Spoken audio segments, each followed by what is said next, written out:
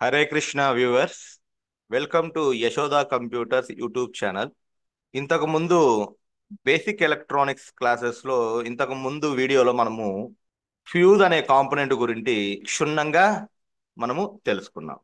ఎలా చెక్ చేయాలో తెలుసుకున్నాం, దాని గురించి ఫుల్ డీటెయిల్స్ తెలుసుకున్నాం. అలానే ఈరోజు ఇంకో కాంపోనెంట్ అన్నమాట. ఏంటి ఆ కాంపోనెంట్ అంటే గనక థర్మిస్టర్. థర్మిస్టర్ గురించి మనం రాతపూర్వకంగా మనం ఇక్కడ తెలుసుకుంటాం.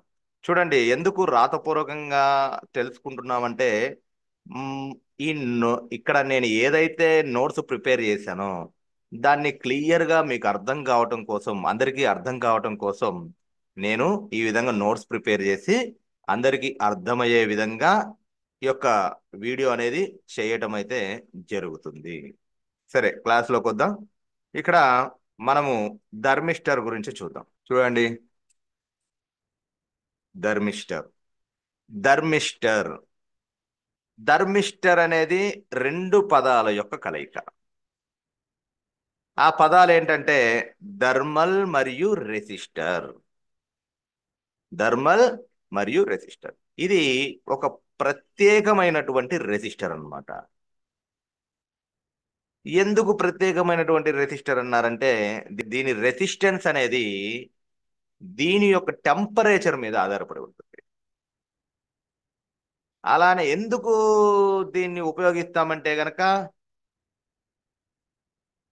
పీసీబీలో ఉన్నటువంటి కాంపోనెంట్స్, దాని దగ్గరలో ఉన్నటువంటి కాంపోనెంట్స్ కాపాడటానికి ఉపయోగిస్తాం అన్నమాట. అయితే ఇక్కడ రెసిస్టెన్స్ మరియు టెంపరేచర్ మధ్య గల సంబంధాన్ని ఒక చిన్న సమీకరణం ద్వారా చర్చిద్దాం. ఏంటి ఆ సమీకరణం అంటే గనక delta R is equal to K into delta T. ఇక్కడ డెల్టా ఆర్ అంటే ఏంది? రెసిస్టెన్స్ లో వచ్చేటటువంటి మార్పు అన్నమాట. అలానే డెల్టా టీ అంటే టెంపరేచర్ లో వచ్చేటటువంటి మార్పు అంట. అయితే ఇక్కడ థర్మిస్టర్స్ అనేవి కే యొక్క గుర్తును బట్టి రెండు రకాలుగా ఉపయోగించబడుతుంది. కే అనేది దాని గుర్తును బట్టి రెండు రకాలుగా మనకి థర్మిస్టర్ అనేది విభజించబడింది. ఒకటి ఏంటంటే పాజిటివ్ టెంపరేచర్ కోఎఫిషియంట్, పీటీసీ అంటారు, లేదా పాసిస్టర్ అంటారు. అలానే నెగిటివ్ టెంపరేచర్ కోఎఫిషియంట్, ఎన్టీసీ అంటారు. చూడండి, ఇక్కడ కే యొక్క గుర్తు పాజిటివ్ అయితే టెంపరేచర్ పెరిగే కొద్దీ రెసిస్టెన్స్ అనేది పెరుగుతూ వస్తుంది. ఈ యొక్క పరికరాన్ని మనం ఏమంటామంటే పీటీసీ థర్మిస్టర్ అంటాం. PTC thermistor. చూడండి, పీటీసీ థర్మిస్టర్ ఇక్కడ మనం చూస్తే కనుక పీటీసీ థర్మిస్టర్ చూడండి, ఇది ఇలా ఉంటాయి.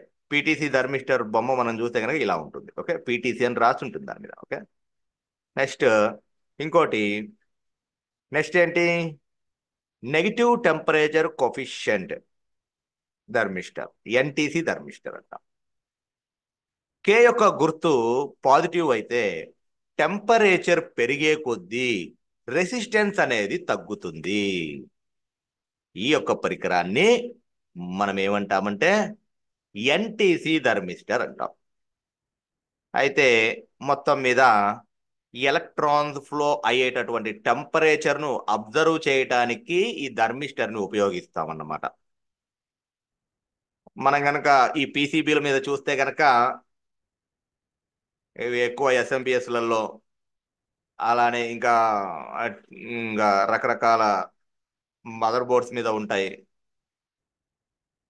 పీసీబీల మీద, ప్రింటెడ్ సర్క్యూట్ బోర్డ్స్ మీద. అయితే మనకి ఇవి మూడు రంగులలో మనకి కనపడుతుంటాయి అన్నమాట. ఏంటివి అంటే black, blue, green. Black, blue, green. ఇక్కడ చూడండి, సింబల్ ఎలా ఉంటుంది? దాని యొక్క సింబల్ ఈ విధంగా ఉంటుంది అన్నమాట. ఓకే, సింబల్ వచ్చేసి ఈ విధంగా ఉంటుంది. ఇక్కడ నేను కర్సర్తో సెలెక్ట్ చేశాను చూడండి, ఈ విధంగా ఉంటుంది అన్నమాట సింబల్ అనేది. అలానే దాని యొక్క డినోటింగ్ లెటర్ అనేది టీహెచ్ అన్నమాట. అదే ఇక్కడ మనం అర్థం చేసుకోవాలి, పీసీబీ మీద అంటే ప్రింటర్ సర్క్యూట్ బోర్డు మీద ఈ సింబల్ ఉంటే ఖచ్చితంగా అక్కడ ఏమున్నట్లు? థర్మిస్టర్ ఉన్నట్లు. టీహెచ్ ఉన్నా మనం అర్థం చేసుకోవచ్చు. టీహెచ్ అనే లెటర్ ఉన్నా అక్కడ ఉంది ధర్మిష్టర్ అని. ఇక్కడ చూడండి ఎన్టీసీ ధర్మిష్టర్, చూడండి దాని మీద క్లియర్ గా రాసింది ఎన్టీసీ ధర్మిష్టర్ అని. చూడండి ఇదేమో బ్లాక్ కలర్ లో ఉంది, ఇది చూడండి గ్రీన్ కలర్ లో ఉంది ఎన్టీసీ, ఇక్కడ చూడండి పీటీసీ బ్లూ కలర్ లో ఉంది. అంటే ఇట్లా మనకి 3 రంగులలో మనకి మనకి కనబడుతూ ఉంటాయి అన్నమాట. అయితే ఈ యొక్క ధర్మిష్టర్ ని మనం ఎలా చెక్ చేస్తావట? మల్టీమీటర్ ని బజ్జర్ రేంజ్ లో పెట్టుకోవాలి. మల్టీమీటర్ ని బజ్జర్ రేంజ్ లో పెట్టుకొని రెండు వైపులా చెక్ చేస్తే మనకి బజ్జర్ సౌండ్ అనేది రావాలి. అప్పుడే ధర్మిష్టర్ అనేది వర్కింగ్ కండిషన్ లో ఉన్నట్లు.